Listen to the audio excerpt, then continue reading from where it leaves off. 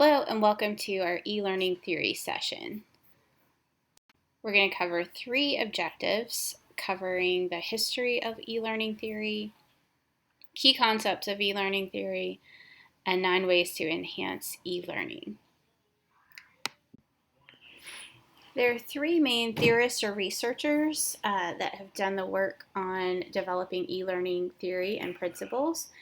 Those are Dr. Richard Mayer, Dr. Roxana Morena, and Dr. John Zweller. Most of their work has consisted of looking at cognitive load and cognitive science principles to describe how electronic educational technology can be used and designed to promote effective learning. So when we look at cognitive load, we're talking about the amount of mental work or mental effort involved in the working memory. And we can divide that into 3 categories when it comes to learning. Germane cognitive load refers to being able to understand a task, access it for long-term, or store it in long-term memory. And an example of this might be understanding the instructions for an assignment. Intrinsic load, so that is the amount of mental work that is involved in actually doing the task or assignment. And then the extraneous load is just any effort imposed by the way the task is delivered. So having to find the correct topic on a page of topic choices, for instance. So some of our key e-learning concepts.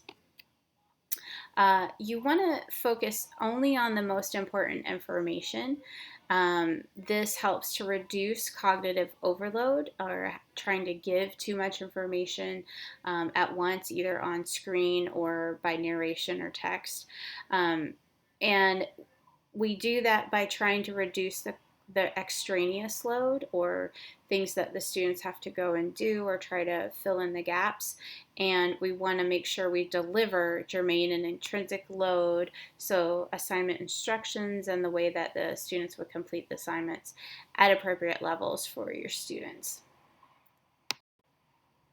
So we have 9 different key concepts and principles that guide our e-learning courses and that we want to take into account when we're designing online learning. The first one is the modality principle. This just states that learning is more effective when visuals are accompanied by audio narration versus just on-screen text. So I'm giving you an example of that right now in this presentation. The next component would be multimedia effect. We know that it's most effective to use a combination of 2 out of the 3 of these, that being visuals, text, and audio, to promote deeper learning.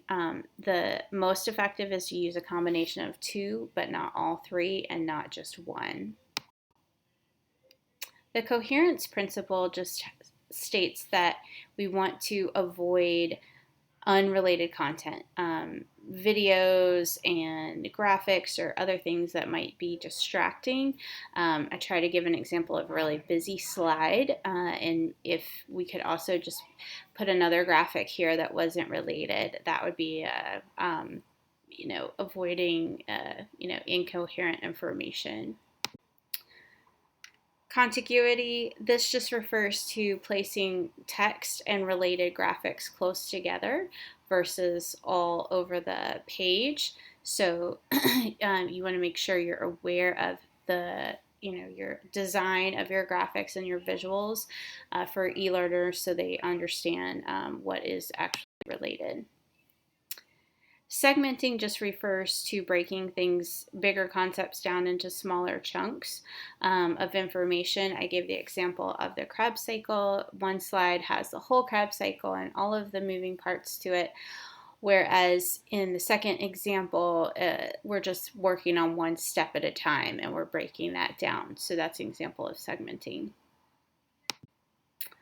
With signaling, this is just a principle where we really try to signal the learners to the most important information with use of arrows, maybe highlighted, pausing speech, to deliver important information or signal that that's important. And sometimes after a segment or important information, we want to kind of end or pause or break up the flow just to emphasize the most important concepts. The learner control principle has to do with learners being able to have play and pause buttons on their video or their content that they're watching, and being able to kind of learn at different rates. So it's just helpful for learners to be able to pause videos if needed. Even more important could be to go back and review the information again. So just giving that learner control of how quickly they get through the information. Other principles, we have personalization. That just refers to using a kind of tone that's more informal, conversational, conveying more a social presence, familiarity. This does promote deeper learning versus monotone or kind of standard voice. And you can also use computer characters to help enforce content and pointing out important features as well. Make it personal. Pre-training just refers to introducing key concepts, vocabulary, the parts and pieces students need to know before you're diving into the deeper concepts that you want to focus on. So just making sure they have the prior knowledge they need to understand and grasp the concepts. Redundancy, that just has to do with having graphics that are explained by both narration and then on-screen text. You don't need both. That's redundant, and we talked about that before to avoid that. And the last one is expertise effect, which just refers to the fact that you'll have students who are very familiar with some of the content and students who are low familiar or don't have familiarity with the content. And it's different instructional methods are needed in those cases to make sure everybody is learning and being challenged. So just something to take into account.